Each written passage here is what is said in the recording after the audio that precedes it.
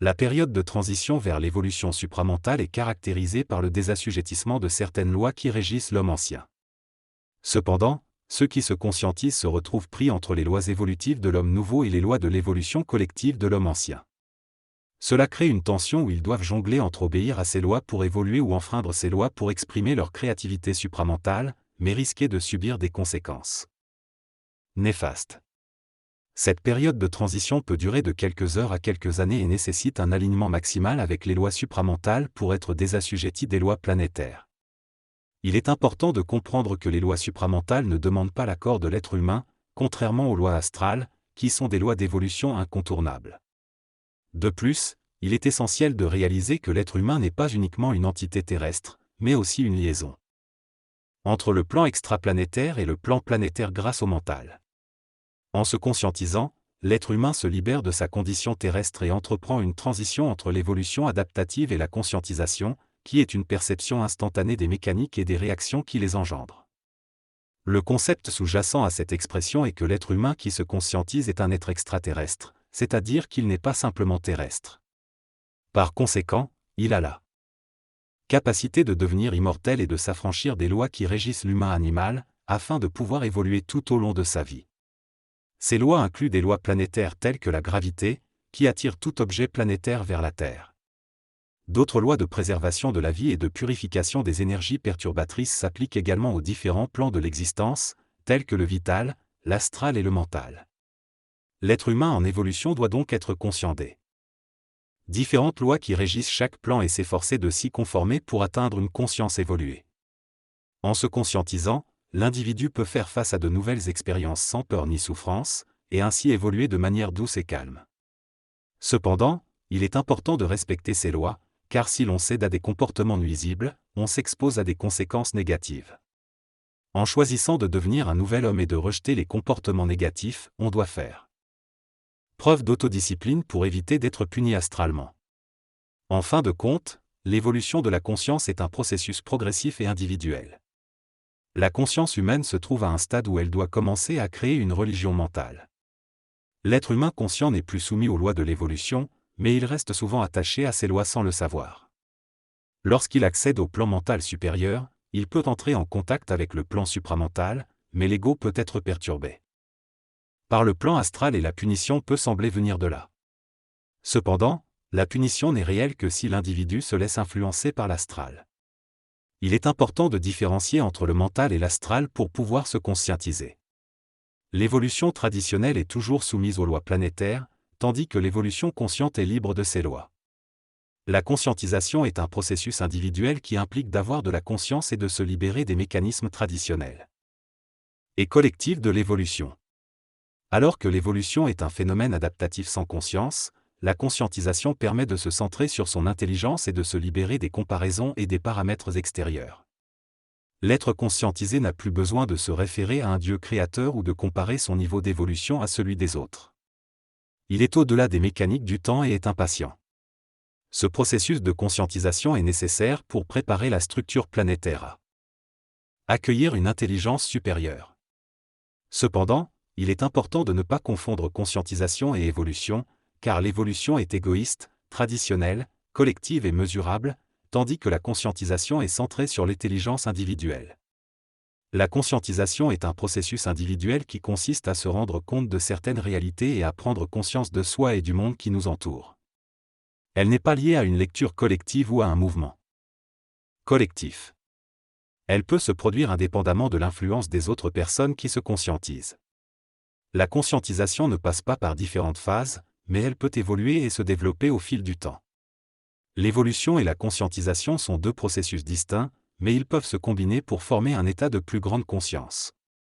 Lorsque la conscientisation est atteinte, il est possible de dire « je suis » sans se poser la question de son identité. Cependant, la conscientisation ne se limite pas à l'ego, elle va au-delà de l'identification traditionnelle et mémorielle. L'objectif de la conscientisation n'est pas de rester bloqué dans un état d'être, mais plutôt de devenir un haut-parleur, une voix pour énergiser et illuminer le monde.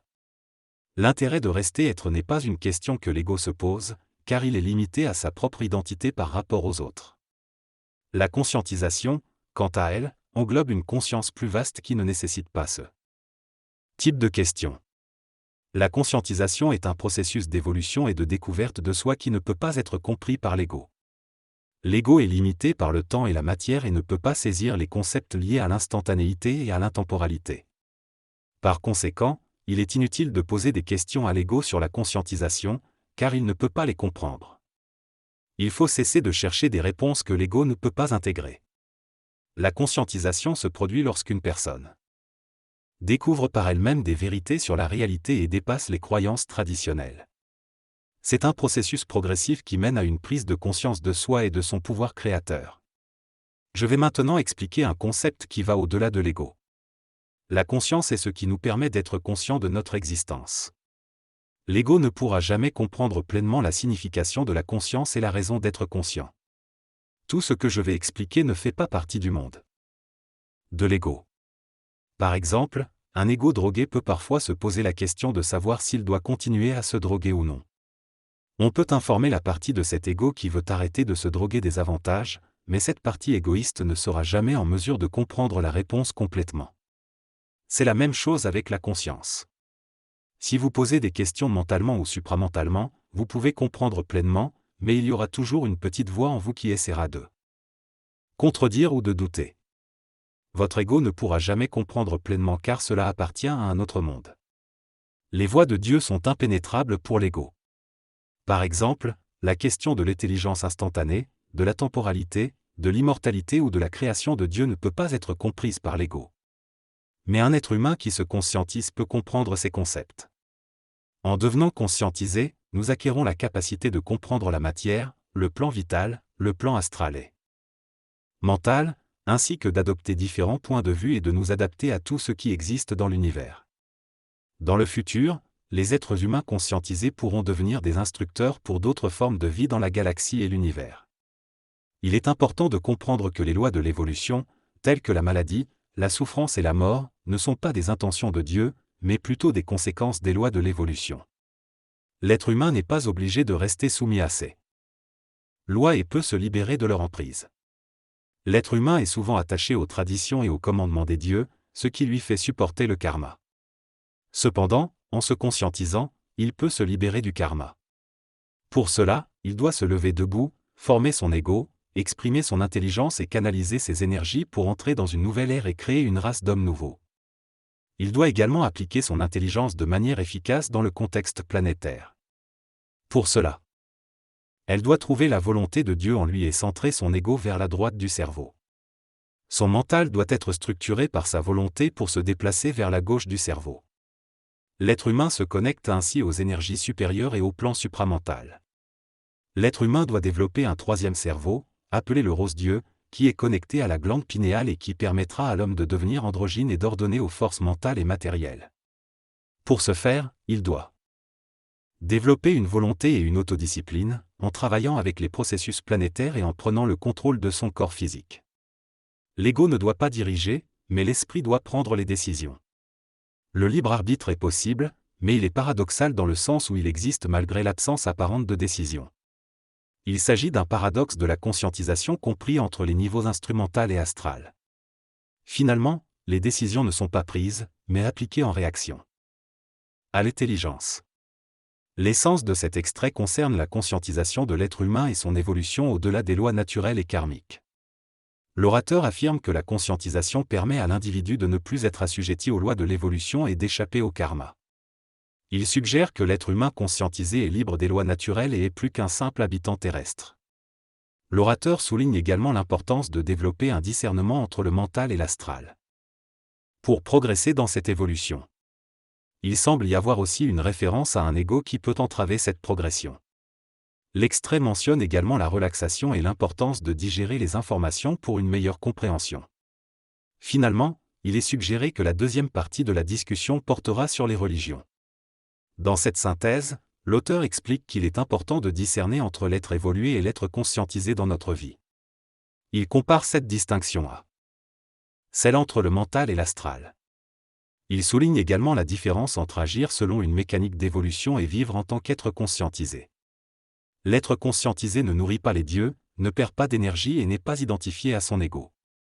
L'auteur encourage à observer nos habitudes de vie et à agir de manière conscientisable, tout en reconnaissant que certaines activités restent nécessaires pour l'être évolué. Finalement, l'auteur évoque la formation d'égrégores, qui peuvent contenir de la mémoire et de l'ego, même si un égrégore de grande envergure peut être assimilé à un dieu. La personne affirme que les manipulations et récupérations dans le plan astral sont effectuées par des entités qui n'ont pas de corps physique. Cependant, il est souligné que ces entités se pensent elles-mêmes comme des décideurs, alors qu'en réalité elles réagissent à des stimuli extérieurs. Ce processus est comparé à l'ego humain, mais avec une plus grande puissance pour les égrégores divins. Les lois planétaires sont chapeautées par l'astral, qui est contrôlé par l'âme. Le mental est considéré comme un futur contrôleur de l'astral, permettant ainsi à l'être humain d'avoir le contrôle sur le plan vital et le plan physique. Cela permettrait également de travailler au niveau du plan mental et du plan causal pour imposer sa propre loi. L'accent est mis sur le développement d'une intelligence supramentale violente, où l'évidence, la conséquentialité et l'esthétisme ne peuvent être remis en question. Dans ce passage confus, l'auteur exprime son opinion sur le fait que l'humanité doit évoluer et se prendre en main. Il souligne que le changement doit être imposé et que les structures d'évolution, de coercition et de punition doivent être abandonnées. Selon lui, la culpabilité ne devrait pas être un moteur de transformation, mais plutôt la conscience et l'énergie. Il mentionne également que l'évolution nécessite de nombreux degrés d'expérience et que ceux qui sont conscients peuvent changer sans avoir besoin de punition. L'auteur conclut en ouvrant la porte aux questions.